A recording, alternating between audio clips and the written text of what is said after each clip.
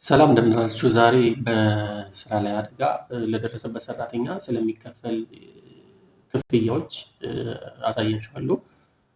እንግዲህ የስራ ላይ አደጋ በስራ ቦታዎች ላይ ብዙ አይነት የስራ ላይ አደጋዎች እየተከሰቱ ይገኛሉ እና እነሱ አደጋዎች ሲከሰቱ ደግሞ ምንድነው የምናደርገው?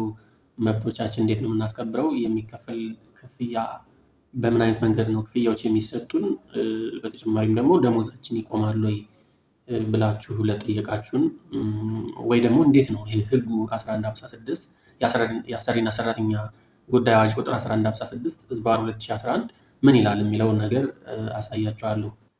እሺ፣ በስራ ላይ አደጋ ደርሶበት ለተወሰነ ጊዜ ከአልጋ መነሳት ሳይችሉ ወይም መስራት ሳይችሉ አሰሪው ደሞዝ መክፈል ግዴታ እንዳለበት ያውቃሉ? የስራ ላይ አደጋ ደርሶበት መስራት ሳይችሉ ሲቀሩ ወይም ደግሞ ታመው ቤት ከተኙ ደሞዞ እንደማይቋረጥ ያውቃሉ? በአዋጅ ቁጥር 1156 ህዝባር 2011 አንቀጽ 108 መሰረት ስለሚፈጸሙ የየጊዜው ክፍያ ዝርዝር መረጃዎች ይዤላችሁ መጥቻለሁ። ስለነሱ አሳያችኋለሁ።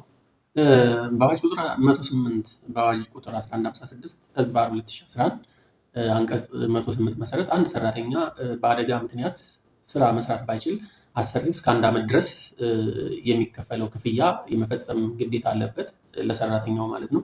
እስከ 1 ዓመት ድረስ። ያው ከዛ በፊት ሌሎች መስፈርቶች አሉ፣ እነግራችኋለሁ። ግን እስከ 1 ዓመት ድረስ መፈጸም የሚገባው ክፍያዎች እንዳሉ ግዴታ እንዳለበት ይታወቃል በዚህ አዋጅ መሰረት። የክፍያ ሁኔታውን ስንመለከት በአንቀጽ በአንቀጽ ተቀምጠዋል። ከአንድ እስከ 3 የተቀመጡ ናቸው። አንቀጽ 1 ላይ ለመጀመሪያ ጊዜ አንድ ሰራተኛ ከተጎዳ ለመጀመሪያ ጊዜ ለመጀመሪያዎቹ 3 ወራት ሰራተኛው ጉዳቱ ከመድረሱ በፊት ያገኝ ከነበረው የዓመቱ አማካይ ደሞዝ ሙሉ ደሞዝ ይከፈለዋል ማለት ነው።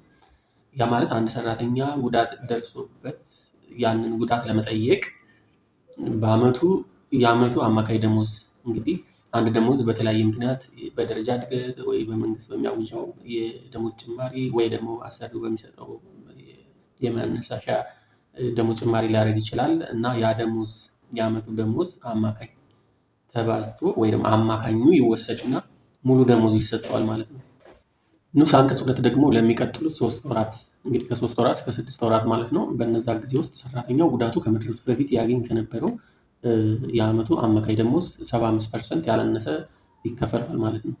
ልክ እንደ መጀመሪያው የዓመቱ አማካይ ደሞዝ 75% ይከፈለዋል ማለት ነው፣ ከቀጣይ 3 ወር እስከ 6 ወር። ንዑስ አንቀጽ 3 ደግሞ ለቀሪዎቹ 6 ወራት ሰራተኛው ጉዳቱ ከመድረሱ በፊት ያገኝ ከነበረው የዓመቱ አማካይ ደሞዝ 50% ያላነሰ ይከፈለዋል ማለት ነው። በተመሳሳይ ከ6 ወራት እስከ ቀጣዮቹ 6 ወራት ማለት ያው 1 ዓመት ማለት ነው። ያ ከሆነ ደግሞ እስከ 50% ይደርሳል ማለት ነው። ስለዚህ ከላይ 100% ብለናል የመጀመሪያ 3 ወራት፣ ከዛ ከ3 ወራት እስከ 6 ወራት ደግሞ 75% ብለናል። ከዛ ከ6 ወራት እስከ ቀጣይ 6 ወር ወይ 1 ዓመት ማለት ነው 50% ይከፈለዋል ማለት ነው። ስለዚህ አንድ ሰራተኛ ሲጎዳ እንዲህ ባየናቸው መሰረት በፐርሰንት እየተከፋፈለ ይሰጠዋል ማለት ነው። በእርግጥ እየቀነሰ ይሄዳል። አመቱ ጊዜው በጨመረ ቁጥር የክፍያው የካሳ ክፍያውም አብሮ እየቀነሰ ይሄዳል ማለት ነው። እንግዲህ ይህን ይመስላል የክፍያ ሁኔታዎቹ። ግን ክፍያው እስከ 1 ዓመት ይቆያል እንበል እንጂ ከሚከተሉት ሁኔታዎች አንዱ ከተከሰተ ወይ ደግሞ ቅድመ ሁኔታዎች አሉት፣ አንዱ ቀድሞ ከተከሰተ ግን ይህ ክፍያ ይቆማል ማለት ነው እንጂ ዝም ብሎ የሚከፈልበት ሁኔታ የለም። እንዴት ነው ታዲያ እነዚህ ክፍያዎች መቼ ነው የሚቆመው? አመቱን በሙሉ የማይከፈልበት ሁኔታ ይኖራል ማለት ነው እና እሱ መቼ ነው የሚቆመው የሚለውን፣ ስለዚህ ክፍያው የሚቆምበት ጊዜ ሰራተኛው ድኖ ወደ ስራ መመለሱ በሐኪም ሲረጋገጥ፣ ሐኪሙ እንግዲህ ለዛ ለጉዳት ካሳ ክፍያ ሁኔታ መቼም በሐኪም ተረጋግጦ ነው እሱም የሚሰጠው እና ያ ጉዳት ደግሞ መዳኑ በሐኪም ሲረጋገጥለት ድናል ሲለው እና ወደ ስራው ሲመለስ ማለት ነው።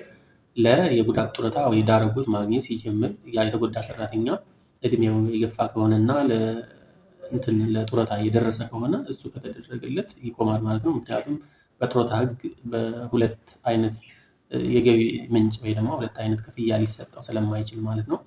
ሌላኛው ስራ ካቆመበት ዕለት ጀምሮ 12 ወራት ወይ 1 ዓመት ሲሞላው፣ ከላይ እንዳልኳችሁ እስከ 1 ዓመት ነው ክፍያው። ከዛ በላይ ከሆነ ያው አሰሪው ያንን የመክፈል ግዴታ የለበትም። ምክንያቱም ኪሳራ እየሆነ ስለሚሄድ ሰራተኛ ካልሰራ ገቢ ሊገኝ ስለማይችል ማለት ነው። አሰሪውም ስለሚጎዳ ይህን አገልግሎት የካሳ ክፍያ ያቆማል ማለት ነው። ስለዚህ እነዚህ 3 ዋና ዋና ነገሮች ከተከሰቱ ክፍያ ያቆማል ማለት ነው። ያው እንዳልኳችሁ ለመድገም ያህል አንደኛ ሰራተኛው ድኖ ወደ ስራ ሲመለስ የጉዳት ጡረታ ወይም ዳረጎት ማግኘት ሲጀምር እና አምሯ ስራ ካቆመበት ዕለት ጀምሮ 12 ወራት ሲሞላው ማለት ነው።